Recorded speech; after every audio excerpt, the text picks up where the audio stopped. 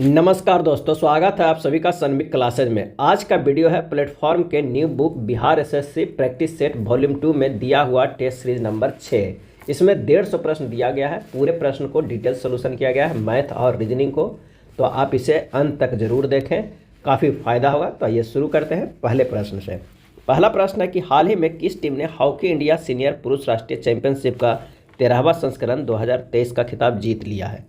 किस टीम ने hockey India senior पुरुष राष्ट्रीय चैंपियनशिप का 13वां संस्करण 2023 का खिताब जीत लिया है? इसका सही आंसर हो जाएगा हॉकी पंजाब ने। हॉकी पंजाब टीम ने हॉकी इंडिया सीनियर पुरुष राष्ट्रीय चैंपियनशिप का 13वां संस्करण 2023 का खिताब जीता है। हॉकी पंजाब ने 13वीं हॉकी इंडिया सीनियर पुरुष राष्ट्रीय चैंपियनशिप किसे हराकर? तो हरियाणा से विजय होकर स्वर्ण पदक जीता है। और फरवरी 2023 में मध्य प्रदेश ने सीनियर महिला राष्ट्रीय हॉकी चैंपियनशिप जीता है। अगला है दिसंबर 2023 में भारत सरकार और एशियाई विकास बैंक एडीबी ने किस राज्य में सड़कों की कनेक्टिविटी और लचीलेपन में सुधार के लिए 175 मिलियन अमेरिकी डॉलर के ऋण पर हस्ताक्षर किए? और इसका सही आंसर हो जाएगा ऑप्शन बी, मध्य प्रदेश। दिसंबर 2023 में भारत सरकार और एशियाई विकास बैंक एडीबी ने मध्य प्रदेश राज्य में सड़कों की कनेक्टिविटी और लचीलेपन में सुधार के लिए 175 मिलियन अमेरिकी डॉलर के ऋण पर हस्ताक्षर किया। और हाल ही में दिसंबर 2023 में भी भारतीय रिजर्व बैंक और बैंक ऑफ इंग्लैंड ने बैंकिंग सूचनाओं के आदान प्रदान करने पर एक समझौता ज्ञापन भी हस्ताक्षर किया है। अगला है दिसंबर 2023 में कैम्ब्रिज डिक्शनरी ने किस शब्द को बर्ड ऑफ द ईयर 2023 चुना? कैम्ब्रिज डिक्शनरी ने। और इसका सही आंसर हो जाएगा ऑप्शन डी, हेलुसिनेस। दिसंबर 2023 में कैम्ब्रिज डिक्शनरी ने हेलुसिनेट शब्द को बर्ड ऑफ द ईयर 2023 चुना। इसका मतलब होता है क्या? मति भ्रम। क्या होता है? मति भ्रम होता है। कॉलिंस डिक्शनरी ने एआई 2023 के लिए बर्ड ऑफ द ईयर, जो एआई को चुना है किसने? तो ये कॉलिंस डिक्शनरी ने चुना है, कॉलिंस डिक्शनरी ने। और आर्टिफिशियल इंटेलिजेंसी एआई के जनक के रूप में जॉन मैकेथी को जाना जाता है। रिज शब्द को चुना है किसने? तो ऑक्सफोर्ड ने चुना है। किसे? ऑक्सफोर्ड ने। अगला है विश्व एथलेटिक्स चैंपियनशिप 2024 का आयोजन निम्नलिखित में से किस देश में किया जाएगा? विश्व एथलेटिक्स चैंपियनशिप 2024 का आयोजन सही आंसर हो जाएगा डी, यूके में किया जाएगा। यूके ग्लासगो में किया जाएगा विश्व एथलेटिक्स चैंपियनशिप 2024। यूनाइटेड किंगडम में इंग्लैंड, वेल्स, स्कॉटलैंड और उत्तरी आयरलैंड क्षेत्र शामिल है। अगला है संयुक्त राष्ट्र जैव विविधता ने कवक के महत्व को उजागर करने के लिए कौन सा अभियान शुरू किया है? संयुक्त राष्ट्र जैव विविधता ने कवक के महत्व को उजागर करने के लिए कौन सा अभियान शुरू किया है? और इसका सही आंसर हो जाएगा ऑप्शन सी, फंगा अभियान। संयुक्त राष्ट्र जैव विविधता ने कवक के महत्व को उजागर करने के लिए फंगा या फुंगा अभियान शुरू किया है। संयुक्त राष्ट्र जैव विविधता के फुंगा अभियान का उद्देश्य है फुंगा यानी कवक शब्द का प्रयोग करने के लिए प्रोत्साहित करके कवक के महत्व के बारे में जागरूकता बढ़ाना है। निम्नलिखित में कौन सी जल संधि अंडमान और निकोबार द्वीप समूह को अलग करती है? कौन सी जल संधि है जो अंडमान और निकोबार द्वीप समूह को अलग करती है? और इसका सही आंसर हो जाएगा ऑप्शन डी, 10 डिग्री जल संधि। 10 डिग्री जल संधि अंडमान और निकोबार द्वीप समूह को अलग करती है। जिब्राल्टर जल संधि स्पेन और मोरक्को भूभागों को अलग करता है। 8 डिग्री चैनल मालदीव को मिनिकॉय से अलग करता है। और 9 डिग्री चैनल कबरती और मिनिकॉय के मध्य से अलग करता है, यानी बीच से गुजरता है। नेक्स्ट है निम्नलिखित में किस भारतीय राज्य की कोई तटरेखा नहीं है? किस भारतीय राज्य की कोई तटरेखा नहीं है? और इसका आंसर हो जाएगा ऑप्शन बी, बिहार। बिहार राज्य का कोई तटरेखा नहीं है। भारत की जल एवं स्थल सीमा से लगे देश कौन कौन है? बांग्लादेश, म्यांमार और पाकिस्तान। और भारत में कुल 9 तटीय राज्य है। भारत में कितने तटीय राज्य है? तो 9 तटीय राज्य है। कौन कौन है? गुजरात, महाराष्ट्र, गोवा, कर्नाटक, केरल, तमिलनाडु, आंध्र प्रदेश, उड़ीसा एवं पश्चिम बंगाल है।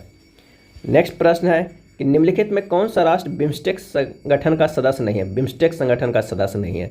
आंसर हो जाएगा डी, मालदीव। मालदीव बिम्स्टेक संगठन का सदस्य नहीं है। बिम्स्टेक का सदस्य देश है बांग्लादेश, भारत, म्यांमार, श्रीलंका, थाईलैंड, भूटान और नेपाल। बांग्लादेश, भारत, म्यांमार, श्रीलंका, थाईलैंड, भूटान और नेपाल। बिम्स्टेक वर्ष 1997 में बैंकॉक घोषणा के माध्यम से अस्तित्व में आया था। वर्ष 1997 में म्यांमार को शामिल होने के बाद इसका नाम बदलकर बिम्स्टेक कर दिया गया। बिम्स्टेक का पूरा नाम है bay of Bengal initiative for multi sectoral technical and economic cooperation. Next प्रश्न है वाचस्पति पुरस्कार दिया जाता है। वाचस्पति पुरस्कार दिया जाता है। आंसर हो जाएगा बी, संस्कृत साहित्य में। वाचस्पति पुरस्कार संस्कृत साहित्य के लिए दिया जाने वाला पुरस्कार है। यह पुरस्कार के बिरला फाउंडेशन द्वारा दिया जाता है। वाचस्पति पुरस्कार की स्थापना कब हुई थी? तो 1992 ईस्वी में की गई थी। भारतीय मूल की 2 अमेरिकी नागरिक जिन्हें प्रतिष्ठित नोबेल पुरस्कार मिला है, और इसका आंसर हो जाएगा सी, हरगोविंद खुराना व सुब्रमण्यम चंद्रशेखर को। भारतीय मूल के 2 अमेरिकी नागरिक जिन्हें प्रतिष्ठित नोबेल पुरस्कार दिया गया कौन कौन है, तो हरगोविंद खुराना एवं सुब्रमण्यम चंद्रशेखर। हरगोविंद खुराना को चिकित्सा के क्षेत्र में 1968 में प्रदान किया गया था, और एस चंद्रशेखर को 1983 ईस्वी में भौतिकी का नोबेल दिया गया था। भारतीय मूल के यूके निवासी वेंकटर रमन राधाकृष्णन को 2009 में रसायन विज्ञान का भी नोबेल पुरस्कार दिया गया था। माधव निदान पुस्तक संबंधित है, माधव निदान आंसर हो जाएगा ए, रोग विज्ञान से। माधव निदान आयुर्वेद का प्राचीन ग्रंथ है, इसका मूल नाम रोग विनिश्चय है। चरक संहिता, अष्टांग संग्रह आदि प्राचीन चिकित्सीय आयुर्वेदिक ग्रंथ है, और सुश्रुत संहिता शल्य चिकित्सा से संबंधित प्राचीन ग्रंथ है। नेक्स्ट है 2011 में किस नए देश की स्थापना हुई, 2011 में आंसर हो जाएगा डी, दक्षिणी सूडान। दक्षिणी सूडान की स्थापना 2011 में हुई। दक्षिणी सूडान देश अफ्रीका में स्थित है, जिसकी स्वतंत्रता 9 जुलाई 2011 को हुई। कब हुई, तो 9 जुलाई 2011 को। यह विश्व का 196वां स्वतंत्र देश तथा संयुक्त राष्ट्र का 193वां सदस्य देश है। तीसरा विश्व हिंदू सम्मेलन का आयोजन नवंबर 2023 में कहाँ आयोजित किया गया था, और इसका सही आंसर हो जाएगा ऑप्शन सी, बैंकॉक में। तीसरा विश्व हिंदू सम्मेलन का आयोजन नवंबर 2023 में बैंकॉक में आयोजित किया गया है। हाल ही में G7 ग्रुप की बैठक की मेजबानी जापान में आयोजित किया गया था। और 12वां विश्व हिंदी सम्मेलन का आयोजन विदेश मंत्रालय भारत सरकार द्वारा फिजी देश के नांदी शहर में आयोजित किया गया था। वर्तमान में भारत के लोकपाल कौन है, लोकपाल कौन है, सही आंसर हो जाएगा ऑप्शन बी, प्रदीप कुमार मोहंती। प्रदीप कुमार मोहंती वर्तमान में भारत के लोकपाल न्यायमूर्ति हैं। नियंत्रक एवं महालेखा परीक्षक कैग अभी कौन है, तो वह है गिरीश चंद्र मुर्मू। कौन है ये, तो गिरीश चंद्र मुर्मू है। और अगर बात की भारत के लेखा महानियंत्रक यानी CGA कौन है, तो श्री SS दुबे है। क्या है, श्री SS दुबे हैं। और अटॉर्नी जनरल ऑफ इंडिया कौन है, जो सलाहवा है अटॉर्नी जनरल ऑफ इंडिया, वो आर वेंकटर मनी है। और उच्चतम न्यायालय के मुख्य न्यायाधीश 50वां कौन है, तो वो है DY चंद्रचूड़। अगले प्रश्न पे चलते हैं कि भारतीय संविधान का अनुच्छेद 168 खाली स्थान के एक स्वतंत्र कार्यालय का उपबंध करता है, और इसका सही आंसर हो जाएगा ऑप्शन डी, भारत के नियंत्रक और महालेखा परीक्षक। भारतीय संविधान का अनुच्छेद 148 भारत के नियंत्रक और महालेखा परीक्षक एक स्वतंत्र कार्यालय का उपबंध करता है। नियंत्रक एवं महालेखा परीक्षक भारत के महालेखा परीक्षक विभाग का संवैधानिक प्रमुख होता है, और इस विभाग के अन्य अधिकारी कैग के अधीनस्थ कार्य करता है। कैग की नियुक्ति राष्ट्रपति द्वारा की जाती है तथा वह राष्ट्रपति के समक्ष शपथ ग्रहण करता है। और कैग का कार्यालय कितना होता है, तो कार्यकाल जो होता है वो 6 वर्ष तक या 65 वर्ष की आयु तक होता है। नेक्स्ट दिए गए समीकरण को हल कीजिए। एक समीकरण दिया गया है, इसे हल करना है, तो सबसे पहले इन दोनों को जो है LCM ले लीजिए। तो ये हमारे पास हो जाएगा 3 - √5 इंटू 3 + √5, और ये इससे गुना हो जाएगा, तो 3 + √5 के होल स्क्वायर हो जाएगा। बीच में प्लस है और ये इससे गुना हो जाएगा, तो 3 - √5 के होल स्क्वायर हमारे पास तो ये आ गया। फिर इसे भी √5 - 1/√5 + 1 के ऊपर नीचे √5 से गुना कर देंगे, तो √5 - 1 इंटू √5 - 1 बटा √5 + 1 और प्लस √5 + 1 नहीं, +1 नहीं, ये -1 और -1 हो जाएगा, क्योंकि ऊपर नीचे -1 से गुना के हमारा ये निकल कर आ जाएगा कितना, तो ये हो जाएगा 2 इंटू 3 के स्क्वायर प्लस √5 के होल स्क्वायर बटा, ये एक बार जोड़ एक बार घटाव का इसे हम लिख सकते हैं कितना, 3 के स्क्वायर माइनस √5 के स्क्वायर, तो ये हो जाएगा कितना 9 - 5। और इसे लिख सकते हैं कि एक बार जोड़ और एक बार क्या है घटाव है नीचे, तो इसे हम लिख सकते हैं √5 के स्क्वायर माइनस 1 के स्क्वायर, और ऊपर हो जाएगा √5 - 1 के होल स्क्वायर। जब इसे और छोटा टर्म में करेंगे तो आ जाएगा कितना 28 + 5 + 1 - 2 √5 बटा 4 बराबर हो जाएगा 17 - √5 बटा 2। आंसर जो हमारे पास आ जाएगा वो बी हो जाएगा। यहाँ पर फार्मूला ये वाला लगा है, ज़्यादा यूज हुआ है, a - b बराबर हो जाता है a² माइनस क्या हो जाता है a² - b²। ये फार्मूला को यूज किया गया है। अगला है दिए गए समीकरण में x का उच्चतम मान ज्ञात करना है, बताना है x का उच्चतम मान। तो आइए उसे सोल्व करते हैं। 5x1 + 6yz + 3z3 बराबर 1471 है। तो यहाँ पर लिख दीजिए 5x1 6y7 और 3z3 कह रहा है कि इतना होना चाहिए कि यहाँ पर 1471 होना चाहिए। तो चलिए आइए इसे जोड़ कर देखते हैं। 7 + 3 + 1 कितना होगा 11, 11 के 1 और बाकी यहाँ पर क्या हो जाएगा 1 हो जाएगा। 1 तो ये सही है। अब 1 + x + y + z बराबर कितना होना चाहिए, तो यहाँ पर हमें वही लाएंगे जैसे 6 3 9 9 5 कितना 14, 14 है, यानी ये सिर्फ 7 के बराबर हमें लाना है, बकाया नहीं रखना। तो हो जाएगा 7। तो यहाँ पर एक हमारे पर ये निकल गया है। x + y + z कितना हो जाएगा, x + y + z का मैक्सिमम मान हो जाएगा 6 हो जाएगा, एक इधर चला गया। तो सही आंसर जो हमारे पास हो जाएगा वो हो जाएगा बी, क्योंकि अगर x के अधिकतम मान के लिए हमको y + z 0 लेना होगा, y 0 और z अगर 0 लेते हैं तो x का मान हमारा तभी अधिकतम निकलेगा। तो हमारे पास आंसर जो हो जाएगा 6 होगा। चलिए अगले प्रश्न पे चलते हैं कि रेकरिंग कप है का योग ज्ञात कीजिए। तो 3.26 को हम लिख सकते हैं कितना 3 + 0.26 थे, और 2.14 को लिख सकते हैं 2 माइनस कितना हो जाएगा 2 + 0.14 रेकरिंग, और 1.33 को लिख सकते हैं कितना, तो 1 + 0.33। जब इसे एक बार लिखेंगे तो यहाँ पर शुरुआत में माइनस है, तो यहाँ भी ये माइनस में हो जाएगा, यानी 3 + 0.25 -2 -0.14 +1 + 0.33 बार। जब इसे सोल्व कीजिएगा तो आ जाएगा 2.045 के बार। तो हमारे पास जो हो जाएगा कितना 2 + 0.45 हो जाएगा, तो 2.45 के बार। आंसर हो जाएगा हमारे पास सी। साधारण ब्याज का कितना दर पर कोई धनराशि 8 वर्षों में स्वयं की 3 गुनी हो जाएगी। तो आइए देखते हैं। दर बराबर एक फार्मूला होता है n-1/t इंटू क्या होता है 100 होता है।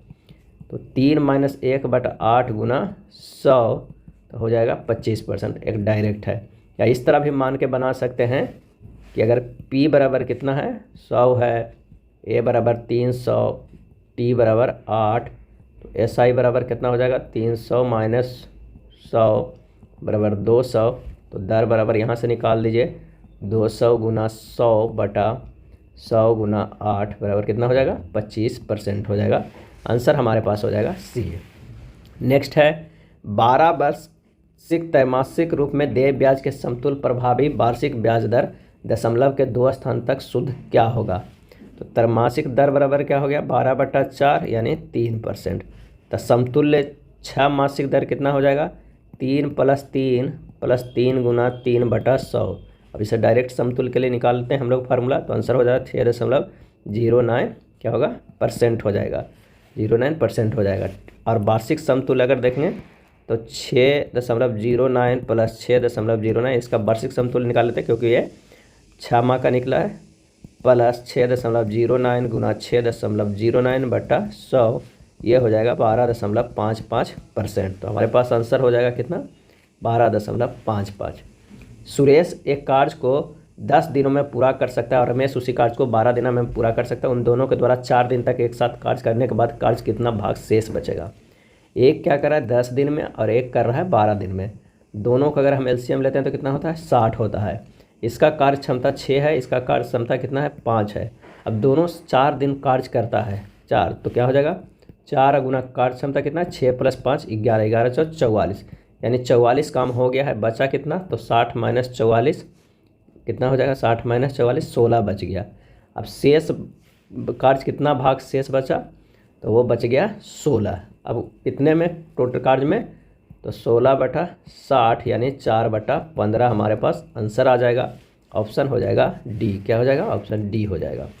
2 अंकों की एक संख्या में इकाई का अंक दहाई के अंक से 4 अधिक है। यदि दी गई संख्या इसके अंकों के योग का गुणनफल 370 है तो संख्या क्या होगा। माना कि दहाई का अंक x तथा इकाई का अंक कितना है x + 4 है, तो संख्या जो हमारे पास आ जाएगा वो है 10x + x + 4 यानी 11x + 4 है। अब प्रश्न में कह रहा है कि 11x + 4 इंटू x + 4 बराबर कितना है 370 है। यहाँ से हम सोल्व करेंगे तो हमारे पास आएगा x - 3 एक इक्वेशन आएगा और एक आएगा 11x - 59 = 0। अगर x माइनस 3 बराबर हम 0 रखते हैं तो x बराबर क्या हो जाएगा 3, और यहाँ पर क्या होगा x बराबर 59/11। हमारे पास 2x का मान आया।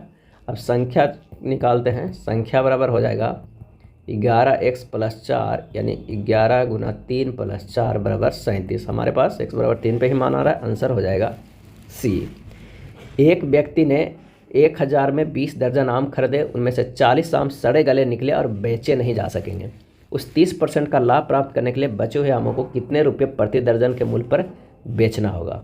CP बराबर हमारे पास कितना है 1000 रुपया, और SP बराबर कितना है 1000 × 130% बराबर कितना हो जाएगा 1300 रुपया, क्योंकि कह रहा है 30% का लाभ प्राप्त हुआ। 130 निकालें। सही आमों की संख्या कितना है तो 20 × 12 - 40, 40 आम जो सड़े गले निकल गए हैं, तो टोटल कितना हो गया 200। प्रति दर्जन का मूल्य क्या होगा SP बराबर 1300/200 गुना 12 कर देंगे, यानी हो जाएगा हमारे पास कितना 78। आंसर ऑप्शन सी हो जाएगा। अगला प्रश्न है बड़ी से बड़ी संख्या ज्ञात कीजिए जिसमें 130, 305 और 245 को विभाजित करने पर 2, 1 और 1 शेष बचा है। तो यहाँ पर 130 माइनस कितना करेंगे 2 करेंगे तो 128 हो जाएगा, 305 माइनस 1 करेंगे तो कितना हो जाएगा 304 हो जाएगा, और 245 माइनस 1 करेंगे तो 244 हो जाएगा। इन सभी को हमें क्या करना है SCF निकाल लेना है। SCF अगर 128 के गुणनखंड देखेंगे तो 2 × 2 × 2 × 2 2 × 2 × 2 होगा। इसी तरह 304 के अगर हम निकालेंगे तो 2 × 2 × 2 × 2 × 19 होगा, और 244 के अगर निकालते हैं तो 2 × 2 × 61 होगा। और इसमें से जो सब कॉमन है वही SCF हो जाएगा। तो एक कॉमन तो ये है, तीनों में क्या होना चाहिए कॉमन, ये हो जाएगा। तो जो अभिष्ट संख्या हमारे पास आएगा 2 × 2 बराबर 4। आंसर हमारे पास हो जाएगा D। अगला प्रश्न है कि दो भागीदार A और B ने क्रमशः 12,000 और 18,000 की पूंजी के साथ एक व्यवसाय शुरू किया। पहले वर्ष के अंत में 1800 का लाभ कमाया। लाभ में B को प्राप्त होने वाला हिस्सा क्या है। तो लाभ हुआ पूंजी गुना समय। A कितना लगा किया तो पूरे 1 साल किया, और B कितना किया 12,000। अब B कितना किया, ये भी पूरे 1 साल किया। अब क्या कह रहा है कि यहाँ पर अगर जोड़ा जाए इन दोनों के तो कितना हो जाएगा, रेशियो के रूप में अगर जोड़ा जाए तो ये 2 हो गया, 3 है तो 2x + 3x हो गया। और लाभ कितना कमा रहा है 1800 का लाभ कमा रहा है। यहाँ से हमारा x का जो मान निकल जाएगा वो 360 निकल जाएगा। तो B का हिस्सा कितना होगा, B का हिस्सा होगा 3 × 360 बराबर 1080 होगा। सही आंसर हो जाएगा A। एक रेलगाड़ी 45 किलोमीटर पर घंटे की चाल से चल रही है। इसे 4/5 किलोमीटर की दूरी तय करने में कितना समय लगेगा। तो समय बराबर जो हमारे पास होता है, समय बराबर दूरी बटा क्या होता है चाल होता है। समय हमारे पास दिया हुआ है कितना 4/5, दूरी दिया हुआ है 4/5 और चाल दिया हुआ है 45। तो 4/5 × 1/45, और उसे अगर हम सेकेंड में यहाँ ऑप्शन दे रहा है तो सेकेंड में निकालने के लिए क्या करना होगा 3600 से गुना कर देंगे तो हमारे पास जो आ जाएगा काट पीट के 64 सेकेंड आ जाएगा। आंसर हो जाएगा A। नेक्स्ट है रोहित अपनी वस्तुओं के क्रय मूल्य से 30% अधिक मूल्य पर अंकित करके उन पर 13.5% की छूट देता है। यदि वह किसी वस्तु को इतना रुपये में बेचे तो उस वस्तु का क्रय मूल्य क्या होगा। तो माना कि वस्तु का जो हमारे पास क्रय मूल्य है वो कितना है, वो x है। प्रश्न में कह रहा है कि x × 100 + 30/100, क्योंकि 30% वो बढ़ा के अंकित करता है मूल्य, उस पर छूट कितना देता है तो 100 में 13.5/100 यानी 13.5% की छूट देता है। तो कितना में बेच रहा है 1012.05 रुपया। बस इसे सोल्व कर देना है। x × 13/10 × 86.5/100 बराबर 101.205 1012.05। x का मान निकालेंगे तो हमारे पास आ जाएगा 900। यही हमारा आंसर हो जाएगा A। 1 रुपये 50 पैसे और 25 पैसे के कुल सिक्कों के कुल राशि 93.75 है और प्रत्येक प्रकार के सिक्कों का क्रमशः अनुपात 3, 4, 5 है। प्रत्येक प्रकार के सिक्कों की संख्या क्रमशः में ज्ञात कीजिए। तो आइए ज्ञात करते हैं। माना कि सिक्कों की संख्या जो है वो कितना है 3x है, 4x है और 5x है। अब प्रश्न में कह रहा है कि 3x × 1 + 4x × 1/2 अब प्लस जो है 5x × 1/4 बराबर कितना आ जा रहा है 93.75। से सोल्व करेंगे 3x plus 2x plus 1.25 x बराबर 93.75। 6.25x बराबर हो जाएगा 93.75, x बराबर हो जाएगा 15। अब 1 रुपये के सिक्कों की संख्या कितना होगा, 15 45 हो जाएगा।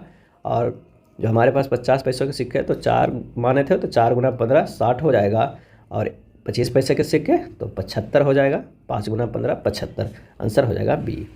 यदि किसी वस्तु का क्रय मूल्य उसके विक्रय मूल्य का 40% है तो इसका विक्रय मूल्य इसके क्रय मूल्य से कितने प्रतिशत होगा। तो सबसे पहले माना कि विक्रय मूल्य जो है कितना है, वो 100 है। क्रय मूल्य कितना हो जाएगा, 100 गुना 40% बराबर 40। विक्रय अभिष्ट प्रतिशत बराबर कितना होगा, 100/40 गुना 100 कितना होगा, 250। आंसर आ जाएगा 250 सी। किसी संख्या में 37% की कमी करने पर 315 प्राप्त होती है, इसमें कितने प्रतिशत की वृद्धि करने पर प्राप्त संख्या जो है वो 800 होगी। माना कि संख्या बराबर आ जाएगा x। प्रश्न में करा x गुना 100 माइनस 37 बराबर हो जाएगा 315, यानी x गुना 63% जो दी है वो हो गए 315। x का मान आ जाएगा कितना, 500 रुपया। नई संख्या बराबर हो जाएगा 800। अभिष्ट प्रतिशत बराबर जो हमारे पास आ जाएगा 300/500 गुना 100 बराबर कितना, 60%। आंसर हमारे पास आ जाएगा 60%। भारत में केंद्र और राज्य सरकारों की सभी प्राप्तियों और व्यय की संपरीक्षा करने की जिम्मेदारी निम्नलिखित में से किसकी होती है। और इसका सही जवाब हो जाएगा डी, नियंत्रक एवं महालेखा परीक्षक की होती है। नियंत्रक एवं महालेखा परीक्षक लोक वित्त के संरक्षक होते हैं। कैग के पेंशन व भत्ते भारत की संचित निधि पर भारित होते हैं। अशोक के रुक्मिणदेयी स्तंभ संबंधित है किससे। आंसर हो जाएगा ए, बुध के जन्म से। अशोक के रुक्मिणदेयी स्तंभ बुध के जन्म से संबंधित है। अशोक अपने राज्याभिषेक के 20वें वर्ष बुध के जन्मस्थल रुक्मिणदेयी गया था। रुक्मिणदेयी एक लघु स्तंभ लेख है जिसे अशोक ने खुदवाया था। रुक्मिणदेयी नेपाल तराई क्षेत्र में स्थित है। अगला है, भारत में न्यायिक संगठन की स्थापना किसने की। और इसका सही जवाब हो जाएगा बी, लॉर्ड कॉर्नवालिस ने किया था न्यायिक संगठन की स्थापना। और कब किया था, तो 1793 ईस्वी में। किसके नाम से किया था, तो ये किया था कॉर्नवालिस संहिता नाम से। कॉर्नवालिस संहिता के द्वारा राजस्व तथा न्याय प्रशासन की अलग कर दिया गया।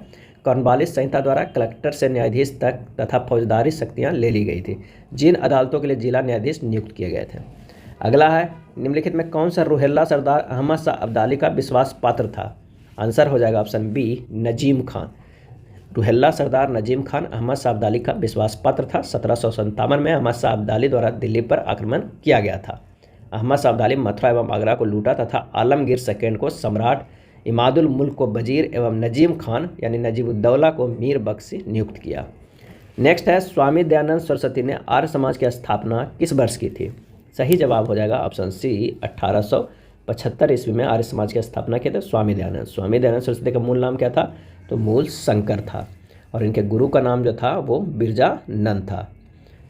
सामाजिक त्यौहार नुआखाई भारत के किस राज्य से संबंधित है। और इसका सही आंसर हो जाएगा ऑप्शन ए, उड़ीसा राज्य से संबंधित है। नुआखाई किसानों का प्रमुख त्यौहार है। गिरजा देवी का संबंध किस घराने से है। सही जवाब हो जाएगा ऑप्शन बी, बनारस घराने से है। गिरजा देवी का संबंध बनारस घराने से है। गिरजा देवी भारतीय शास्त्रीय गायिका थी जिन्होंने मुख्यतः ठुमरी गायन को लोकप्रिय बनाया था। अगला है, भारत की प्रमुख नदियां एवं उनके उद्गम स्थलों को जोड़े बनाइए। चलिए आइए, यमुना को क्या है, तो है यमुनोत्री से। कृष्णा का उद्गम है जो महाबलेश्वर से है। गोदावरी का कहाँ है, नासिक से। और महानदी का जो है वो सिहाबाद से। इसका सही आंसर जो हमारे पास हो जाएगा वो हो जाएगा ए, यमुना नदी बंदरपुर श्रेणी के यमुनोत्री हिमानी टिहरी गढ़वाल जिले से निकलती है। कालबेलिया लोक नृत्य किस राज्य में स्थित है। कालबेलिया लोक नृत्य, और इसका आंसर हो जाएगा ऑप्शन बी, राजस्थान में से संबंधित है। कालबेलिया नृत्य कालबेलिया समुदाय के पारंपरिक जीवन शैली की एक अभिव्यक्ति है। 2010 में यूनेस्को की अमूर्त सांस्कृतिक विरासत की सूची में शामिल किया गया है। मुद्रा बाजार के असंगठित भाग में है। और इसका आंसर हो जाएगा डी, साहूकार। मुद्रा बाजार के असंगठित भाग में साहूकार है। असंगठित मुद्रा बाजार में साहूकार अथवा महाजन, देसी बैंकर, चीट फंड, सराफा आदि आते हैं। मुद्रा बाजार से अल्पकालीन धन प्राप्त किया जाता है। पूंजी बाजार से दीर्घकालीन धन प्राप्त किया जाता है। निम्नलिखित में कौन सा न्यूनतम तरल है। और इसका आंसर हो जाएगा ऑप्शन बी, अचल संपत्ति। अचल संपत्ति न्यूनतम तरल है। अचल संपत्ति को रियल एस्टेट या वास्तविक संपत्ति कहते हैं। अचल संपत्ति के अंतर्गत घर, भूमि, प्लॉट इत्यादि आते हैं। नेक्स्ट है, निम्न में से किसे महात्मा गांधी ने ढहते हुए बैंक पर आहरित ऊपर दिनांकित चेक कहा था? और इसका सही आंसर हो जाएगा option C, Cripps mission. Cripps mission पर टिप्पणी करते हुए कहा कि यह आगे के तारीख का चेक था जिसका बैंक नष्ट होने वाला है। इस प्रस्ताव का उद्देश्य द्वितीय विश्व युद्ध के समय अपने लिए भारत का पूर्ण सहयोग प्राप्त करना था। सर स्टैनफोर्ड क्रिप्स इसके अध्यक्ष थे, जो विंस्टन चर्चिल के मंत्रिमंडल के साम्यवादी झुकाव वाले एक वरिष्ठ राजनेता एवं मंत्री थे। विंस्टन चर्चिल 11 मार्च 1942 को क्रिप्स मिशन की घोषणा की और 13 मार्च 1942 को क्रिप्स मिशन भारत पहुंचा था। अगला है, नमक सत्याग्रह के समय गांधी जी के गिरफ्तार हो जाने के बाद आंदोलन के नेता के रूप में उनका स्थान किसने लिया? सही आंसर हो जाएगा ए, अब्बास तैयब जी। अब्बास तैयब जी नमक सत्याग्रह के समय गांधी जी को गिरफ्तार होने के बाद आंदोलन के नेता के रूप में स्थान लिए थे। महात्मा गांधी 12 मार्च 1930 ईस्वी को नमक सत्याग्रह के लिए साबरमती आश्रम से यात्रा किए और 6 अप्रैल 1930 को दांडी में गांधी जी ने सांकेतिक रूप से नमक कानून तोड़ा था। पूना समझौता महात्मा गांधी और खालिस्तान के बीच हुआ था। सही आंसर हो जाएगा ऑप्शन डी, BR अम्बेडकर के बीच हुआ था, जिसे कब हुआ था? 1932 में पूना पैक्ट कहा था। पूना पैक्ट यरबदा जेल में हुआ था। पूना पैक्ट के द्वारा दलितों को अलग निर्वाचन मंडल देने की ब्रिटिश सरकार की घोषणा को रद्द कर दिया गया था। हरिजन नाम दलितों को महात्मा गांधी द्वारा दिया गया था। महात्मा गांधी ने भारतीय हरिजन संघ की स्थापना भी किए थे। 1857 ईस्वी के निम्नलिखित क्रांतीय कार्यों में से किसका वास्तविक नाम रामचंद्र पांडुरंग था? और इसका आंसर हो जाएगा डी, तात्या टोपे का वास्तविक नाम रामचंद्र पांडुरंग था। तात्या टोपे नाना साहब के कमांडर इन चीफ थे। अगला प्रश्न है मैथ का, 4500 की धनराशि पर 12% वार्षिक चक्रवृद्धि ब्याज की दर से 2 वर्ष और 8 माह की अवधि के पश्चात प्राप्त मिश्र धन क्या हो जाएगा? कितने? 2 वर्ष और 8 माह, यानी जो हमारे पास इसे लिख सकते हैं 8/12 वर्ष यानी 2/3 वर्ष लिख सकते हैं। किसे? 8 माह को। किसे लिख सकते हैं? 8 माह को लिख सकते। तो टोटल हमारे पास जो होगा 8 माह के दर वो 12 गुना 2/3 हो जाएगा, यानी 8% हो जाएगा। अब आइए ए बराबर निकालेंगे तो P × 1 + R1/100 × 1 + R2/100 ये दूसरे साल का, फिर 1 + R3/100 जो है वो 8 महीने का। तो आ जाएगा हमारे पास कितना? 4500 गुना 112% और गुना फिर से 112% और गुना कितना? 108%, क्योंकि 8% हमें ये सोल्व करके निकला है। जब इसे आप सोल्व कीजिएगा तो हमारे पास आ जाएगा 796.38। तो आंसर जो हमारे पास होगा वो होगा सी। नेक्स्ट है, एक विद्यालय में विद्यार्थियों की कुल संख्या 240 है। यदि विद्यालय में लड़कों की संख्या 135 है तो विद्यालय में लड़कियों और लड़कों की कुल संख्या का अनुपात क्या होगा? तो कितना हो जाएगा? एक तरफ अगर हम लड़की है, एक तरफ लड़का, तो लड़का कितना है? 135, तो लड़की की संख्या कितना हो जाएगा? 240 - 135 यानी 105 हो जाएगा, और इधर है 135। तो रेशियो जो है 7:9 है। आंसर हो जाएगा डी। यदि एक भिन्न के अंश 80% वृद्धि की जाती है और उसके हर में 120% वृद्धि की जाती है तो इस प्रकार प्राप्त भिन्न इतना के बराबर होता है। मूल भिन्न क्या होगा? माना कि भिन्न कितना है? x/22 है। अब कह रहा है x का 180% बटा y का 220% हमारे पास हो जाएगा 7/22। ये प्रश्न में दिया हुआ है। x गुना 18/y/7 हो जाएगा, तो x/y बराबर कितना हो जाएगा? 7/18। आंसर हमारे पास आ जाएगा ए। वह धनात्मक संख्या ज्ञात कीजिए जिसमें 15 जोड़ने पर प्राप्त संख्या मूल संख्या के व्युत्क्रम के 100 गुने के बराबर होगा। तो माना की संख्या कितना है? तो x है। अब प्रश्न में कह रहा है x + 15 जोड़ने पर हो जाएगा 1/x के मूल संख्या के व्युत्क्रम के 100 गुने के बराबर हो जाएगा। ये प्रश्न में कह रहा है। यहाँ से निकल जाएगा x² + 15x बराबर 100 हो जाएगा।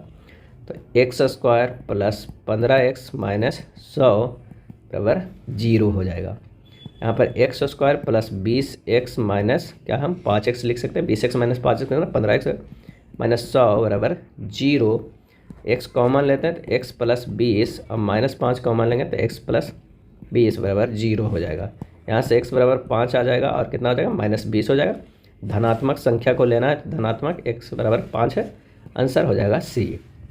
बड़ी से बड़ी संख्या संभव लंबाई ज्ञात कीजिए जिसका उपयोग 220 सेंटीमीटर, 260 सेंटीमीटर और 300 सेंटीमीटर की लंबाइयों को पूर्णतः मापने के लिए किया जा सकता है। तो सीधे से इन सब को 200 20 है 260 और 300 को क्या निकाल लेना, HCF निकाल लेना। और HCF जो हमारे पास आएगा वो कितना आएगा, तो वो आ जाएगा 20। तो बड़ी से बड़ी संख्या कितना हो जाएगा, 20। आंसर हो जाएगा ए।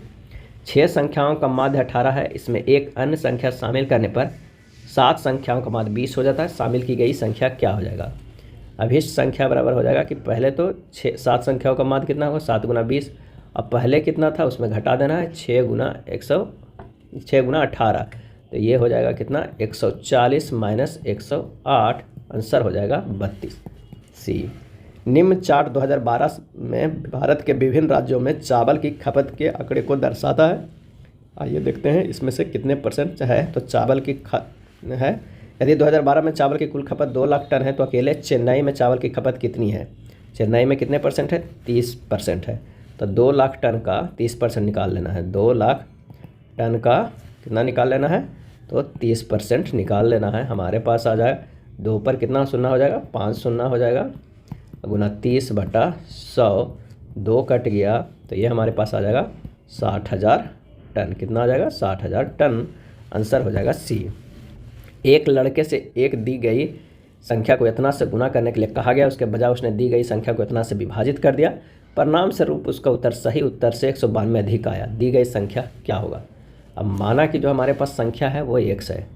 अब x/5/11 माइनस x गुना 5/11 बराबर कितना, 192। ये प्रश्न में कर रखा है कि अगर x को 5/11 से भागा दिया तो जो संख्या आया वो तो ज़्यादा आ गया, और उसे पहले करना था x गुना 5/11, तो हमारे पास कितना 192 है। ये हमारे पास आ गया प्रश्न से। इसे सोल्व करेंगे तो 11x/5 माइनस 5x/11 बराबर 192। इसे सोल्व कर दीजिएगा, 121x माइनस 25x/55 बराबर 192। तो हमारे पास x का मान आ जाएगा 110। आंसर हो जाएगा ए। 10 वर्ष पहले पति और उसकी पत्नी की औसत उम्र 42 वर्ष थी। अब परिवार जिसमें पति पत्नी और उनका पुत्र शामिल है की औसत उम्र 39 वर्ष है, तो पुत्र की वर्तमान उम्र क्या होगा। तो 10 वर्ष पहले पत्नी और पति की वर्तमान आयु का योग कितना हो जाएगा, 42 + 10 और गुना कितना हो जाएगा, 2 हो जाएगा, यानी टोटल कितना 104 वर्ष। पति पत्नी और पुत्र की वर्तमान आयु 39 गुना 3 बराबर कितना 117 वर्ष हो जाएगा। तब पुत्र की आयु बराबर हो जाएगा 117 माइनस 104 बराबर 13 वर्ष हो जाएगा। कितना हो जाएगा, 13 वर्ष। ऑप्शन बी हो जाएगा। एक पुस्तकालय में हर रविवार की औसतन 502, हर शनिवार को 475, सप्ताह के अन्य दिनों में औसतन 340 पर्यटक आते हैं। रविवार को शुरू होने वाले 30 दिनों के एक महीने में प्रतिदिन आने वाले पर्यटकों की औसत संख्या क्या होगी। थोड़ा सा ये आसान है प्रश्न, लेकिन इसे कैलकुलेशन करने के लिए काफ़ी अच्छे से सोचना होगा। 30 दिनों में जो हमारे पास होता है वो कितना होता है, 5 रविवार होता है, 5 सोमवार होगा, 4 मंगलवार होगा, 4 बुधवार होगा, 4 गुरुवार होगा और 4 शुक्रवार होगा, और 4 जो हमारे पास आएगा वो शनिवार आएगा। इतना हमारे पास आएगा। और उसी से कर देना है कि 5 अगर रविवार है तो कितने आ रहे हैं, तो 502 आ रहे हैं। तो 502 गुना क्या करना है, 5 कर देना है। 502 गुना हमारे पास जो आ रहा है देखते हैं, 502 गुना 5 करेंगे क्योंकि ये रविवार का है। इसी तरह सोमवार का कितना आ रहा था, तो सोमवार होगा 5, तो ये 5 गुना कितना हो जाएगा, 340। इस तरह करके सभी को जब औसत निकालिएगा तो 385 आएगा। आंसर हो जाएगा डी। उस विकल्प का चयन कीजिए जिसका तीसरे अक्षर समूह में वहाँ संबंध है जो दूसरे अक्षर समूह को पहले अक्षर समूह से है।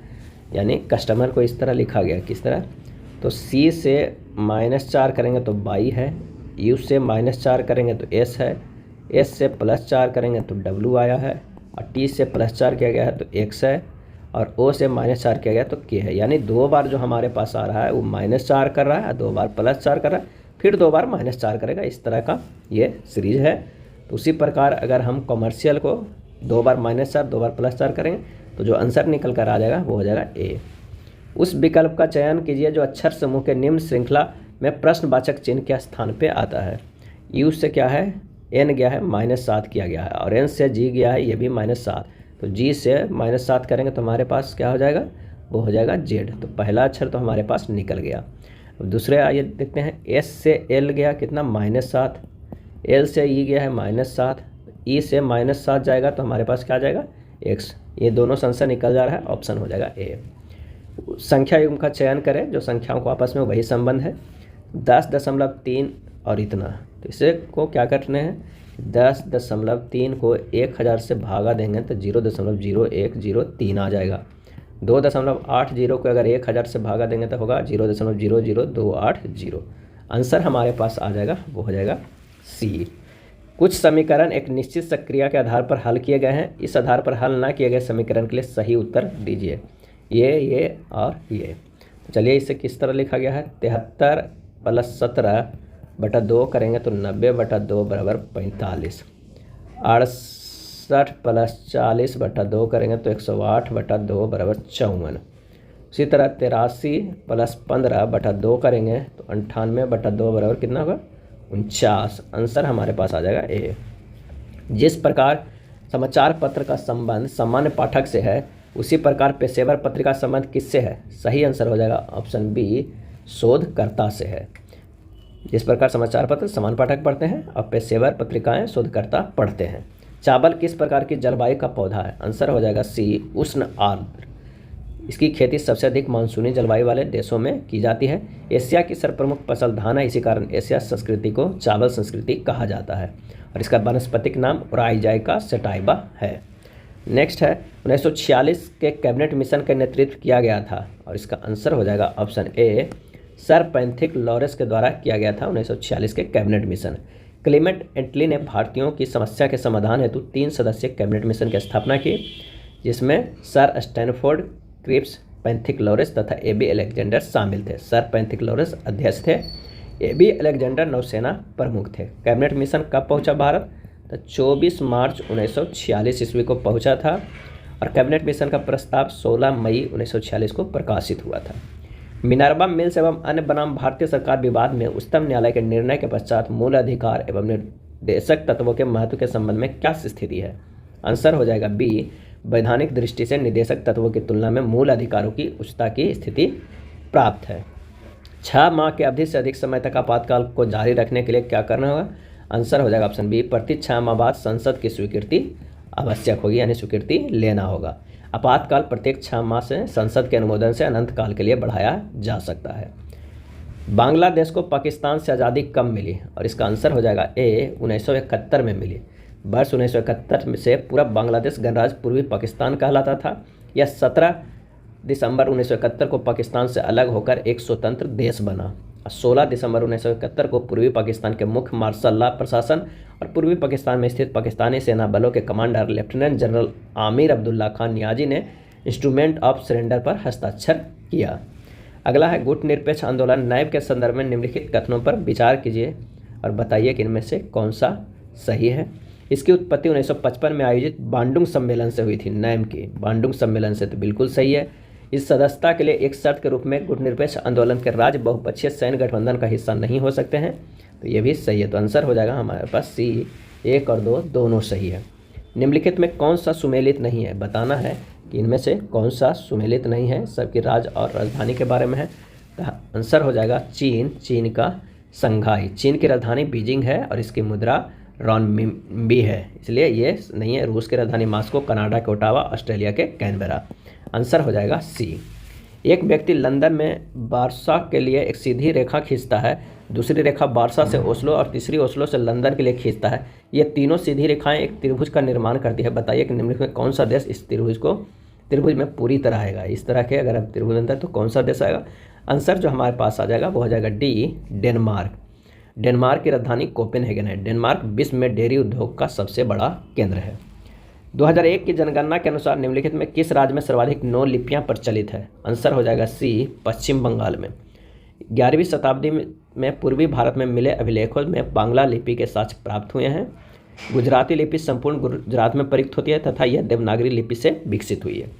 निम्नलिखित में कौन सा संविधान का अनुच्छेद पंचायत की अवधि को परिभाषित करता है? आंसर हो जाएगा सी, अनुच्छेद 243 अनुच्छेद 243 संविधान का अनुच्छेद पंचायत के अवधि को परिभाषित करता है। 243 के अनुसार पंचायतों का कार्यकाल जो होता है वो 5 वर्षों का होना चाहिए। नेक्स्ट है निम्नलिखित में से किस समिति आयोग ने न्याय पंचायतों के गठन की सिफारिश की है? और इसका सही आंसर हो जाएगा ऑप्शन बी, अशोक मेहता समिति। अशोक मेहता समिति ने न्याय पंचायतों के गठन की सिफारिश की है। वर्ष 1977 में पंचायती राज व्यवस्था पर सुझाव देने के लिए गठित अशोक मेहता समिति ने वर्ष 1978 में अपनी रिपोर्ट प्रस्तुत की, जिसमें पंचायती राज के लिए त्रिस्तरीय प्रणाली के स्थान पर द्विस्तरीय प्रणाली को क्या किया, संतुलित किया। बलवंत राय मेहता समिति ने त्रिस्तरीय पंचायती राज व्यवस्था का प्रावधान की सिफारिश किया था। नीति आयोग के विषय में निम्नलिखित में कौन सा एक सही नहीं है? आंसर हो जाएगा बी, इसमें एक पूर्णकालिक अध्यक्ष होता है। नीति आयोग का पदेन अध्यक्ष प्रधानमंत्री होता है और इसका गठन 1 जनवरी 2015 को किया गया था। 1 जनवरी 2015 को नीति आयोग का गठन किया गया था। निम्नलिखित में कौन सा कार्यक्रम रोजगार से संबंधित नहीं है? आंसर हो जाएगा सी, RMSA। RMSA का पूर्ण रूप है राष्ट्रीय माध्यमिक शिक्षा अभियान। बाकी मनरेगा, NRLM और STEP जो है ये सभी रोजगार से संबंधित है। निम्नलिखित में कौन सी पुस्तक रोमन लेखक वरिष्ठ प्लिनी द्वारा लिखी गई है? आंसर हो जाएगा सी, नेचुरल हिस्ट्री। नेचुरल हिस्ट्री पुस्तक रोमन लेखक वरिष्ठ प्लिनी द्वारा लिखी गई है। प्लिनी एक प्रमुख रोमन भूगोलवेत्ता थे। इनके ग्रंथों से भारत के बारे में काफ़ी सूचनाएं प्राप्त होती है। कौन सी अधिनियम प्रतिनिधित्व लोकतंत्र को भागीदारी लोकतंत्र में बदलता है, जिससे जमीनी स्तर पर लोकतांत्रिक संस्थाओं के विकास में एक महत्वपूर्ण कदम माना जाता है? और इसका आंसर हो जाएगा ऑप्शन डी, 73वां संविधान संशोधन अधिनियम। 42वां संविधान संशोधन अधिनियम 1976 को लघु संविधान भी कहा जाता है और 73वां संविधान संशोधन अधिनियम 1992 प्रतिनिधित्व लोकतंत्र को भागीदार लोकतंत्र में बदलता है, जिससे जमीनी स्तर पर लोकतांत्रिक संस्थाओं के विकास का महत्वपूर्ण कदम माना जाता है। और 73वां में क्या था, तो पंचायती राज अधिनियम के बारे में वर्णन है। नेक्स्ट है, नीचे 4 वर्ण समूह दिए गए, जिसमें 3 किसी संदर्भ में एक समान है, उनमें से एक असंगत है। उस असंगत वर्ण समूह को चयन करना है। तो आइए देखते हैं। F से B गया है -4 है, B से X गया है -4, X से T गया है ये भी -4, N से J गया है -4, J से F गया है -4 और F से A गया है -5, यानी ये अलग है, असंगत। तो आंसर हो जाएगा B। इसमें से भी असंगत शब्द का चयन करना है कौशल, वजन, स्मरण शक्ति और बुद्धि में। तो आंसर हो जाएगा B, वजन। कौशल, स्मरण शक्ति और बुद्धि के सभी किसी व्यक्ति के ज्ञान और कौशल क्षमता को प्रदर्शित कर रहा है, जबकि वजन किसी भी वस्तु का भौतिक गुण है। नीचे 4 संख्या दिया गया, इसमें भी असंगत संख्या युग्म को चुनना है। आइए देखते हैं। 12 गुना 12 प्लस 1 अगर हम करते हैं तो 12 गुना 13 बराबर कितना हो जाएगा, 156 हो जाएगा।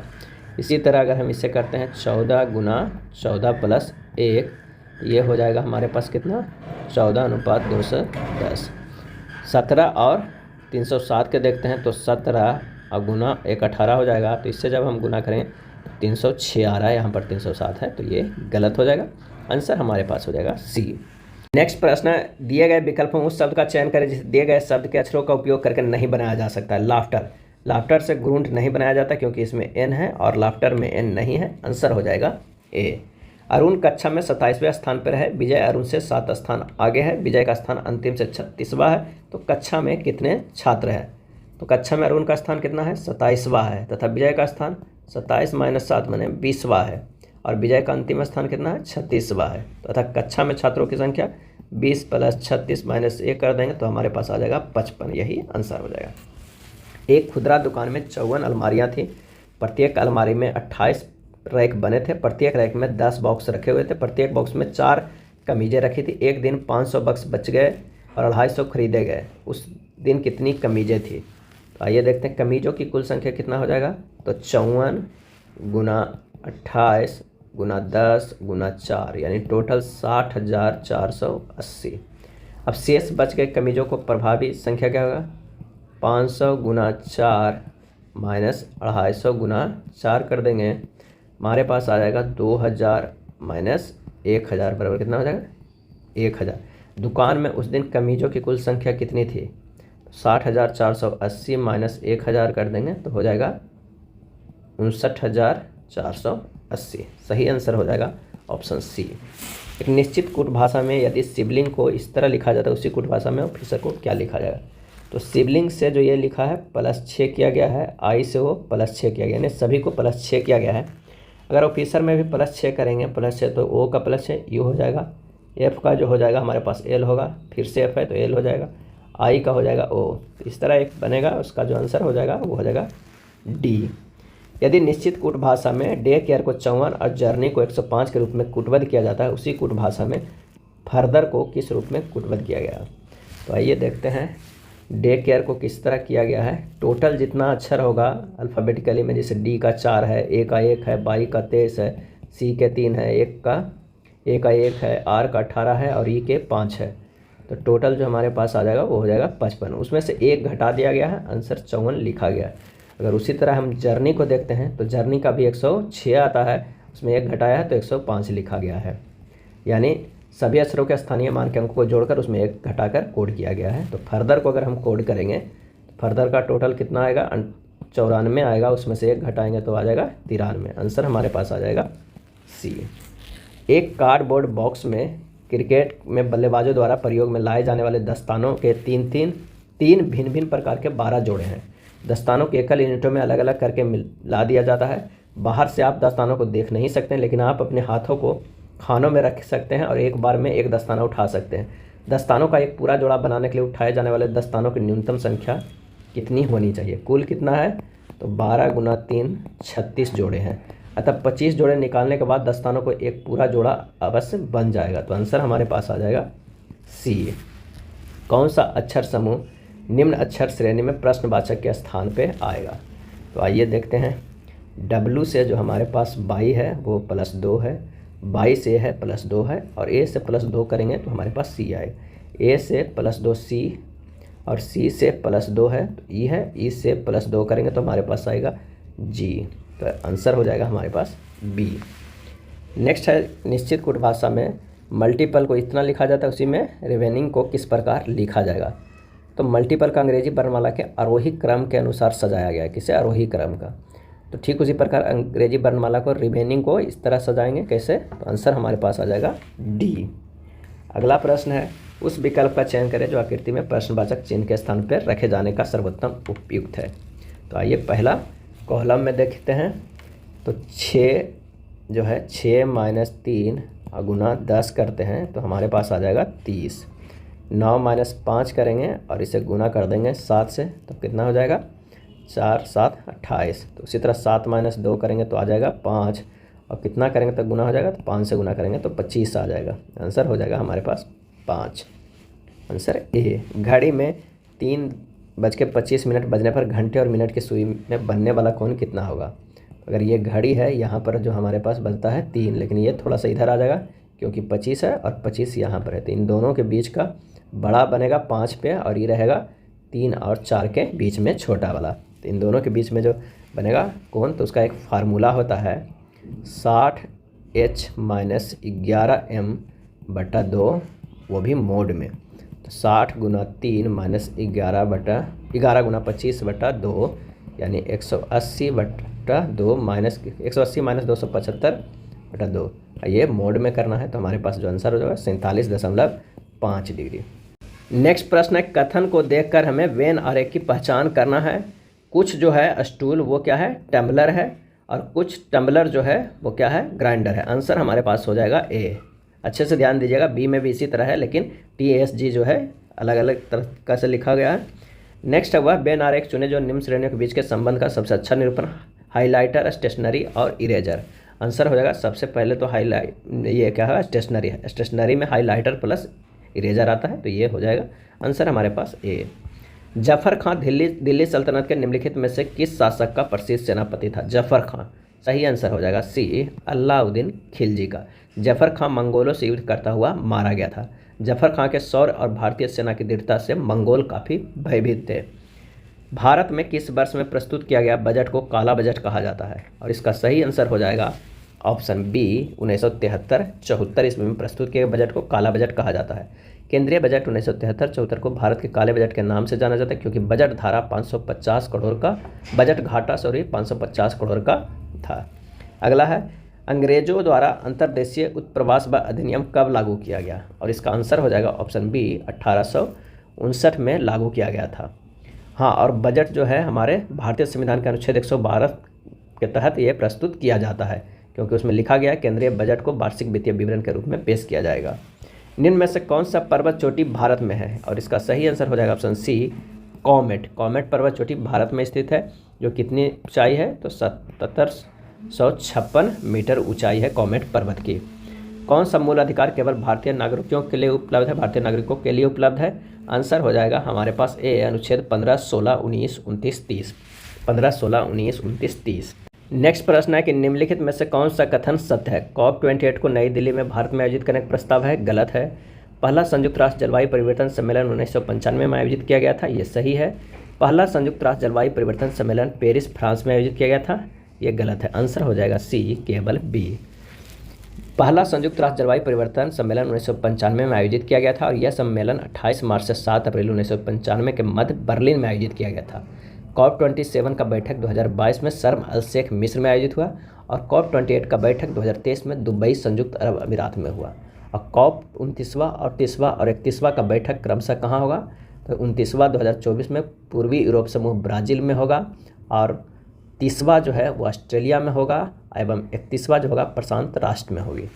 अगला है खाली स्थान विज्ञान की वह शाखा जिसका उद्देश्य मानव जनसंख्या की आनुवंशिक गुणवत्ता में सुधार करना।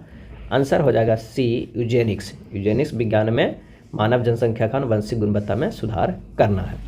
नोबेल पुरस्कार विजेता ग्लेन टी सीबोर्ग के सम्मान में अमेरिकी शोधकर्ताओं द्वारा किस कृत्रिम तत्व को अस्थायी रूप से सीबोर्गियम नाम दिया गया है? और इसका आंसर हो जाएगा ऑप्शन बी, तत्व 106 को अस्थायी रूप से सीबोर्गियम नाम दिया गया है। म्यूरिएटिक अम्ल का वैज्ञानिक नाम क्या है? आंसर हो जाएगा ए, हाइड्रोक्लोरिक अम्ल। म्यूरिएटिक अम्ल का वैज्ञानिक नाम हाइड्रोक्लोरिक अम्ल है।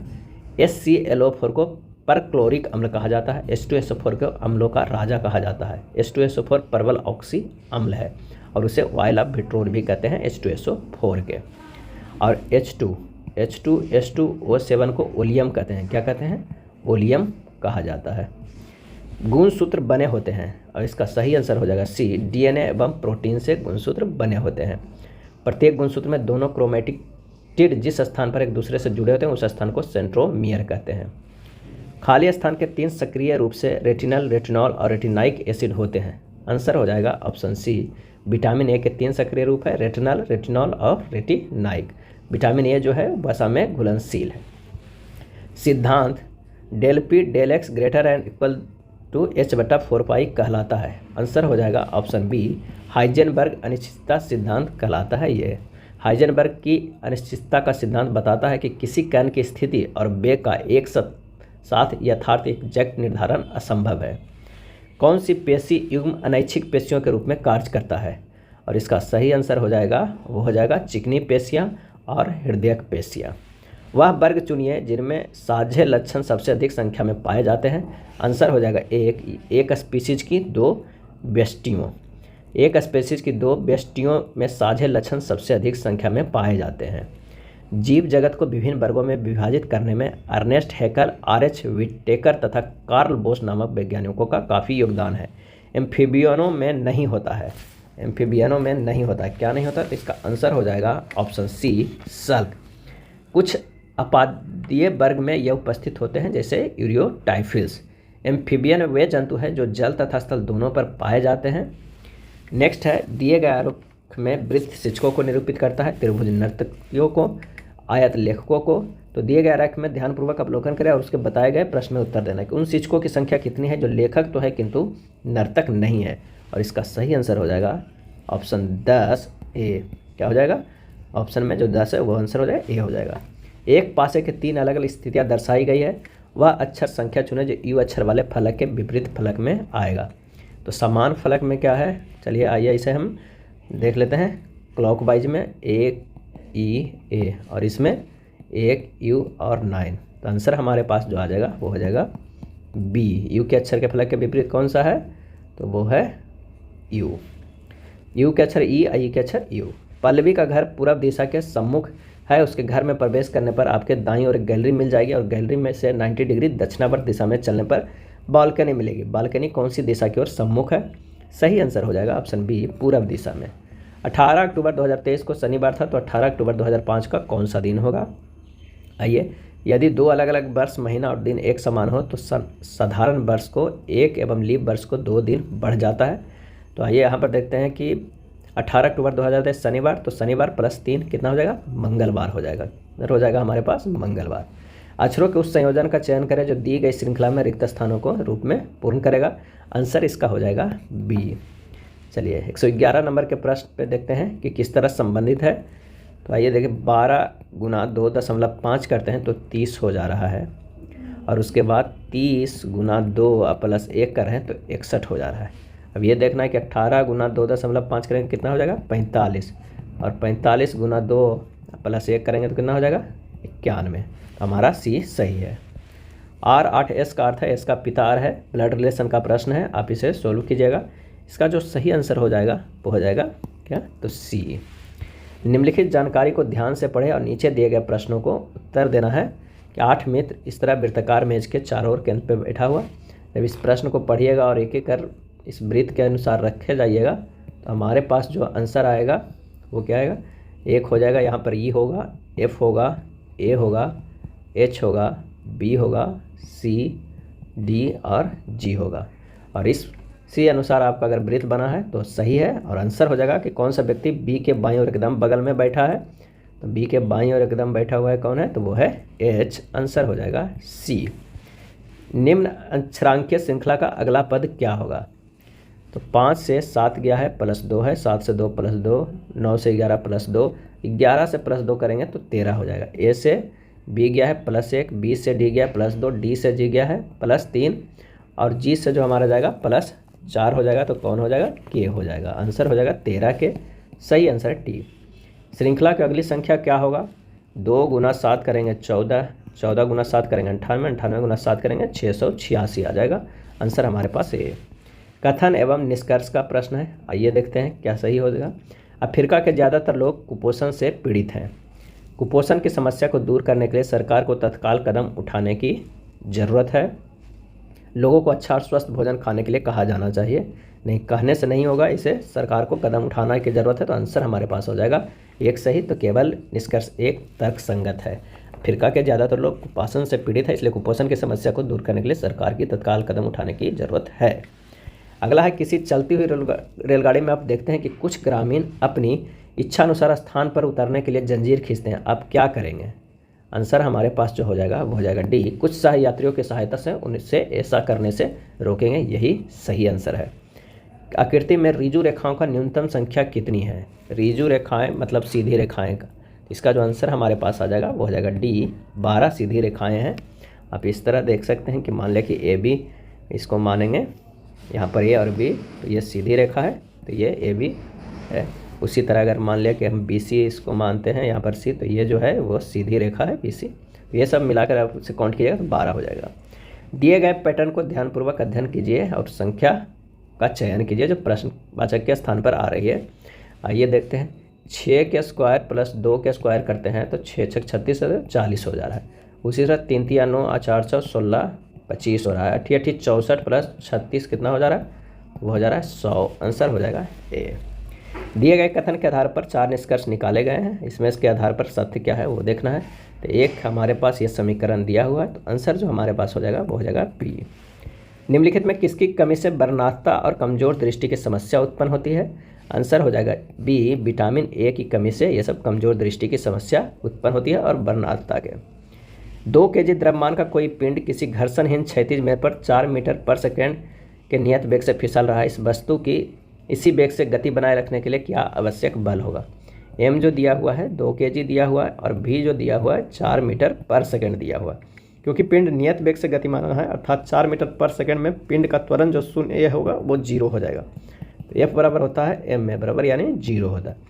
जड़त्व के गुण के अनुसार पिंड पर कोई बल कार्यरत नहीं है तब पिंड यथावत रहता है, अर्थात यदि पिंड विरामावस्था में है तो विरामावस्था में ही बना रहता है, यदि पिंड गतिमान में है तो गतिमान ही बना रहेगा। तो इसका जो आंसर हो जाएगा वो हो जाएगा 0 न्यूटन। तत्व ए बी सी डी और ई के परमाणु क्रमांक इतना है तो तत्वों का कौन सा युग्म समान समूह से संबंधित है। सही आंसर हो जाएगा सी। ए तथा सी समान है क्योंकि वे तत्व जिनमें संयोजी इलेक्ट्रॉनों की संख्या समान होती है समान समूह से संबंधित होते हैं। तो तत्व ए में जो है हमारे पास कितना है 9 दिया हुआ है, तो इसका संयोजी 2 और 7 है। और सी में जो हमारे पास आखिरी में क्या है 7 है। सी में क्या है 17 दिया हुआ है, तो इसका होगा 2 8 7 होगा। तो इसमें भी संयोजी इलेक्ट्रॉन साथ ही हैं, तो दोनों सेम है, तो ए तथा सी सेम है। निम्नलिखित में कौन सा ICANN का सही पूर्ण रूप है, और इसका सही आंसर हो जाएगा option B, the internet corporation for assigned names and numbers. ICANN एक गैर लाभकारी निजी संगठन है और इंटरनेट का प्रबंध निकाय है।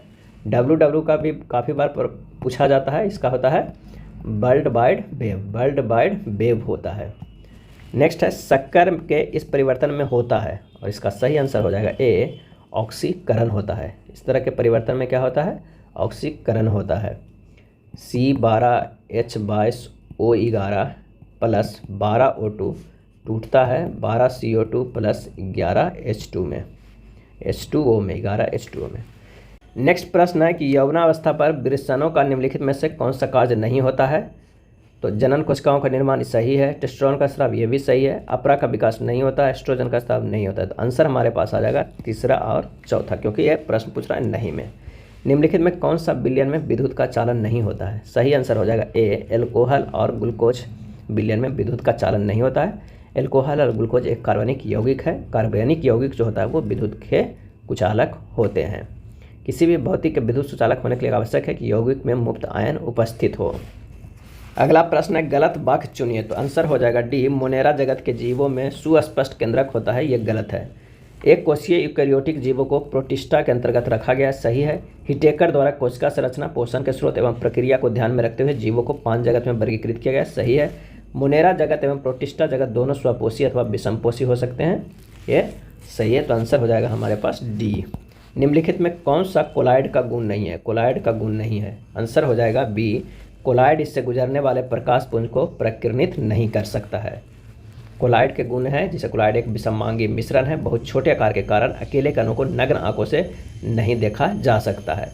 अब कोनों जो इसके कणों का आकार होता है 10⁻⁹ मीटर से लेकर 10⁻⁷ मीटर तक के बीच होता है। कोलाइड पर्याप्त अस्थायी होते हैं, कोलाइड से गुजरने वाले प्रकाश पुंज को प्रकीर्णित कर देता है। रो प्रतिरोधकता वाले एक धातु के तार को 4 बराबर भागों में काटा जाता है, प्रत्येक भाग को प्रतिरोधकता कितनी होगी? इसका आंसर जो हमारे पास हो जाएगा वो रो प्रतिरोधकता वाले धातु के तार को 4 बराबर भागों में काटेगा तो प्रत्येक भाग की प्रतिरोधकता जो है वो रो ही रह जाएगी। प्रतिरोधकता केवल तापमान एवं प्रकृति पर निर्भर करता है। यदि स्प्रिंग में धारा प्रवाहित की जाती है तो स्प्रिंग क्या होगा? आंसर हो जाएगा ए, संकुचित होगा। स्प्रिंग जो है वो संकुचित होगा। प्रदीप्त ठोसों को उच्च ताप पर गर्म करने पर प्राप्त होता है, सही आंसर हो जाएगा सी, सतत वर्णपट। प्रदीप्त ठोसों को उच्च ताप पर गर्म करने पर प्राप्त होता है सतत वर्णपट। सतत वर्णपट में रंगों को लगातार क्रम होता है। वर्णपट में रंगों का क्रम क्या है? तो होगा VIBG/OR, विव्या ग्योर करके याद आप कर सकते हैं। पदार्थों को निम्नलिखित वर्गों में से कौन से वर्गों में केवल अजैवनिकरणीय वस्तुएं शामिल है? इसका जो आंसर हमारे पास हो जाएगा वो हो जाएगा क्या? तो वो हो जाएगा पॉलीथीन, प्रक्षालक, PVC, प्लास्टिक, बेकेलाइट और DDT। आंसर हो जाएगा डी। निम्नलिखित में कौन अपरदन को सरल अकार्बनिक पदार्थों में निम्नीकृत कर सकता है? सही जवाब है ऑप्शन बी, कवकीय एंजाइम। कवकीय एंजाइम अपरद को सरल अकार्बनिक पदार्थों में निम्नीकृत कर सकता है। एस्बेस्टस के कारण होने वाला प्रमुख रोग क्या है? आंसर हो जाएगा ए, एम्फेसेमा। एस्बेस्टस के कारण एम्फेसेमा रोग होता है। कोयले के धूल कण से एंथ्राकोसिस होता है। सिलिका के धूल से सिलिकोसिस होता है। लौह कण के धूल से सिडिरोसिस या लौहमयता होता है। और गन्ने की धूल से बेगासोसिस रोग होता है। यदि दर्पण की आकृति दाईं ओर रखा गया तो दी गई आकृति में कैसा प्रतिबिंब बनेगा? इसका सही आंसर जो हमारे पास हो जाएगा वो हो जाएगा डी। 2 कथन और उसके बाद निष्कर्ष दिया हुआ है, यानी प्रश्न जो है वो कथन और निष्कर्ष का। आइए देखते हैं। सभी दुकानें पार्क है, अगर हम इसे दुकानें मानते हैं तो कह रहा है सभी दुकानें जो है वो है पार्क है। प्रश्न में कह रहा है कुछ दुकानें स्कूल है, यानी कुछ दुकानें जो है वो स्कूल है, तो वो पार्क भी कुछ में भी होगा ही। तो कुछ पार्क स्कूल है, बिल्कुल सही है। कोई स्कूल पार्क नहीं है, गलत है। कुछ पार्क दुकानें हैं, ये भी सही है। तो आंसर हो जाएगा हमारे पास ए। अगला प्रश्न फिर से कथन और निष्कर्ष के। कुछ डायरी पुस्तकें हैं, ये जो हमारे पास है वो डायरी है। बोल रहा है कुछ डायरी जो है वो है पुस्तकें हैं, ये पुस्तकें हैं। और कुछ पुस्तकें रजिस्टर्ड है, यानी ये जो है हमारे पास आ रहा है वो है रजिस्टर्ड है, रजिस्टर है। तो कुछ रजिस्टर डायरी हैं, तो ये हमारे पास सही नहीं है, गलत है। सभी रजिस्टर डायरी है, ये भी गलत है। आंसर हमारे पास हो जाएगा बी, न तो निष्कर्ष 1 और न ही 2 अनुसरण करता है। अब अंग्रेजी शब्दकोश में किस तरह आएगा ये देखना है, तो इसका आंसर हो जाएगा बी। सुधा और राधा शतरंज खेलने की मानक व्यवस्था में बैठकर शतरंज खेल रहे। सुधा ने ध्यान दिया कि उसकी घड़ी में घंटे वाली सुई 6 बजे का समय दर्शा रही, यह उत्तर पूर्व दिशा में है। तो राधा की घड़ी में घंटे वाली सुई की दिशा क्या होगी? तो इसका जो सही आंसर हो जाएगा वो हो जाएगा बी, दक्षिण पश्चिम में। सुधा और राधा शतरंज खेल रहे हैं। शतरंज विपरीत दिशा में बैठकर खेला जाता है। जब सुधा की घड़ी में 6 बजा है तो सुई उत्तर पूर्व दिशा में दर्शा रही है, यानी राधा सुधा की विपरीत में बैठी है तो सुई भी उत्तर पूर्व के विपरीत अर्थात दक्षिण पश्चिम दिशा में ही दर्शाएगी। उस विकल्प की आकृति का चयन करें जो दिए गए पैटर्न को पूरा करता है। आंसर हमारे पास हो जाएगा ए। 142 नंबर वाला, कागज के निम्न आकृतियों के अनुसार मोड़ा और काटा गया है तो कागज खोलने पर कैसा दिखेगा। इसका सही जवाब हो जाएगा डी। सही विकल्प का चयन करें, पैटर्न के अनुपस्थित भाग को पूरा करें। इसका जो आंसर हो जाएगा वो हो जाएगा बी। क्या हो जाएगा बी। यदि दर्पण की दी गई आकृति दाईं ओर रखा जाए तो आकृति के दर्पण में निर्मित सही प्रतिबिंब का चयन करें तो इसका जो हमारे पास आंसर हो जाएगा वो क्या हो जाएगा, वो हो जाएगा सी। बाईं ओर से दाईं ओर अंग्रेजी वर्णमाला को पढ़ते हुए 14वें वर्ण के दाईं ओर 5वां वर्ण कौन सा आएगा। इसका सही आंसर हमारे पास हो जाएगा ए, एस आएगा। उस विकल्प की आकृति का चयन करो जो दिए गई आकृति को स्थापित नहीं करते हैं घुमाने पे। आंसर हो जाएगा ए। निम्न चित्र में पंचभुजों की गणना करना। इनमें से पंचभुजों की गणना करना है तो कितने पंचभुज है, तो इसका सही आंसर हो जाएगा 10। गणितीय चिन्हों को सही संयोजन करिए तो गणितीय चिन्ह क्या करेंगे तो ये हमारा समीकरण सही संतुलित होगा। आंसर हमारे पास हो जाएगा बी। दो संख्याओं का स्थान परस्पर बदलने में दिया गया समीकरण सही हो जाएगा। इसका आंसर हो जाएगा डी। चलिए अगला प्रश्न है, एक शब्द केवल एक संख्या समूह को दर्शाया गया है। इसमें लिखना है डूर को एक के लिए संख्या समूह पहचानना है किस तरह। अगर हम डी को लिखेंगे तो क्या होगा, डी कहाँ है, 57 पे है, 59 पे है, 76 पे है, 88 पे है और 95। 57 इस तरह लिखा गया है कि एक अगर हम 5 है और साथ है यहाँ पे डी है, और एक 69 पे है तो 69 को देखना ये 6 और 9 यहाँ पर है, और एक यहाँ पर डी है, एक यहाँ पे डी है और एक यहाँ पे डी है। उसी तरह सभी को ओ को भी लिख देना है, यहाँ भी ओ को भी लिखा है यहाँ पे, और जो सबसे कॉमन है और इसमें ऑप्शन में है वही हमारा आंसर हो जाएगा। आंसर हमारे पास आ जाएगा वो है डी। क्या हो जाएगा, आंसर डी हो जाएगा। ये था बिहार एसएससी के प्रैक्टिस सेट प्लेटफॉर्म बुक का। अगर वीडियो अच्छा लगा हो तो लाइक एंड शेयर कर दीजिएगा। धन्यवाद।